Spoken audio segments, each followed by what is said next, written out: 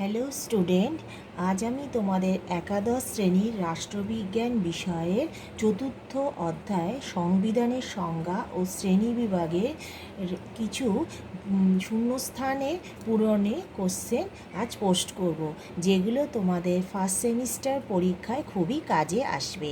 1 নম্বর প্রশ্ন হচ্ছে, লিখিত ও অলিখিত সংবিধানের পার্থক্য মূলগত নয়, একথা ড্যাশ বলেছেন। উত্তরটি হবে অধ্যাপক গেটেল। 2 নম্বরে আছে, রোমান আইন রাজতন্ত্রের আদেশ বা কৃতিত্বকে ড্যাশ বোঝাতো। উত্তরটি হবে কনস্টিটিউশন। 3 নম্বরে আছে, কনস্টিটিউট ড্যাশ শব্দ। উত্তরটি হবে লাতিন। 4 নম্বরে আছে, লিখিত সংবিধান হলো ড্যাশ দলিল। উত্তরটি হবে অসম্পূর্ণ। 5 নম্বরে আছে, সংবিধানে লিপিবদ্ধ লিখিত নিয়মগুলোকে ড্যাশ বলা হয়। উত্তরটি হবে আইন।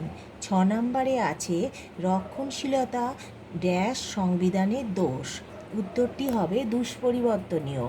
7 নম্বরে আছে, দুষ্পরিবর্তনীয় সংবিধানকে বলা হয় ড্যাশ সংবিধান। উত্তরটি হবে স্থবির। 8 নম্বরে আছে, শব্দার্থবোধক সংবিধান দেখা যায় ড্যাশ দেশে।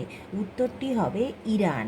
9 নম্বরে আছে, সংবিধান সংশোধনের ওপর ভিত্তি করে সংবিধানকে ড্যাশ ভাগে ভাগ করা যায়। উত্তরটি হবে 2টি। 10 নম্বরে আছে, মৌলিক অধিকারের রক্ষাকর্তা বলা হয় ড্যাশ সংবিধানকে। উত্তরটি হবে লিখিত।